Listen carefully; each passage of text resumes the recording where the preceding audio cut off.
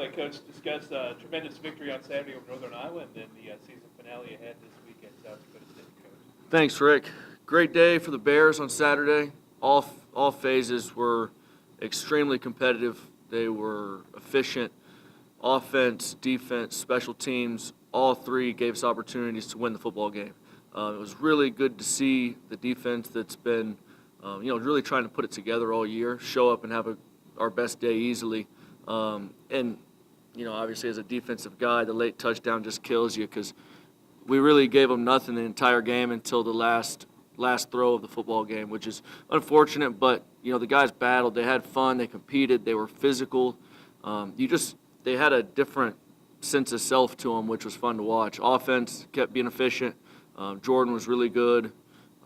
Raylan is unbelievable. He won Valley Player of the Week again, which is awesome. Offensive line has been tremendous, giving Jordan plenty of time to throw the ball, running the football pretty well at times, and overall good day. The punt fake was great. I was laughing with Trey because when you watch the film on yesterday, and I go, guys, listen, you need to watch this clip, and he could have gone for about 40. Instead, he just ran into the defender, wanting some contact and wanted to run him over to just get the first. So that's how that shook out. But nothing like the opportunity to go play the best team in college football at our level, hands down in my opinion. Elite offensive line, elite skill players, elite quarterback, really, really talented defense. You could go through every position on defense as well. I think they've got 35, 40 seniors, a lot of them 6-year guys. They do a tremendous job, well coached. Everything they do it well. But that's why you go play, and that's a great opportunity for our guys, and I'm excited about who we are and where we're heading right now. So we'll see if we can't make a shake. You go back and watch that game and be like, where's this been all year? Absolutely, yeah. I mean, multiple times. You sit there and you pause it, and a lot of the times you can intercut the film and fitting a simple zone run play, and I'll start on defense. Fitting a simple zone run, you clip that with the same run versus UT Martin that went for 60, and it's the same call, it's the same play, it's just fit properly, and it goes for no gain. It's incredible the amount of growth that we've shown so far, and it's been fun to watch. I don't think there's any question that that's obviously the most complete game that this team has put together this season. Is there an argument it may be the most complete game this coaching staff has seen this year plus the years previous under Bob? Yeah, arguably I would say it's got to be close. Maybe the other one, the Youngstown game when we clinched the championship here, was another good one. That was probably one of my favorite ones from that era. And then obviously with the new crew, this was extremely good to get under our belt. And it was nice because, again, the guys prepared extremely well. I told them all week, our process doesn't change based on who you play.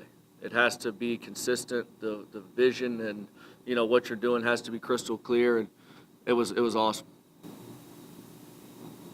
So, with that being said, right, looking towards the Jackrabbits, defending national champion, really good team. When you turn on that film against them, what makes you say, we can do it again? You can play that complete against that good of a team. Yeah, they're all super old veteran guys. Again, you don't see football teams with that type of maturity, but their scheme is really good and they're really good at it. But we have a team full of guys that love to compete, love to play hard, and they're not bad either. You also had 10 seniors that were recognized on Saturday. What was the celebration like with them? And then how was your cardio? Yeah, senior day was a lot of fun for everyone involved. Just having the guys be able to be recognized in front of their peers with their family, get their gift. We're going to get them a nice jersey and all that stuff. But it's more about the locker room, the sense of joy that they felt after the big win for how hard they've worked.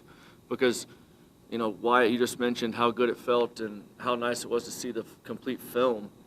All those guys are sitting there going, guys, we could have been this, and now this game that we're going to Saturday really means something big, and that's really good to hear as the head football coach, because they are starting to understand where we're heading, and they're starting to visualize bigger goals and starting to understand that we are totally capable of being real contenders in this conference year in and year out, and we got the tools to do it. So that was good. Jacardier, he got some imaging done today. He's going to meet with the doctors to kind of put a plan in place there.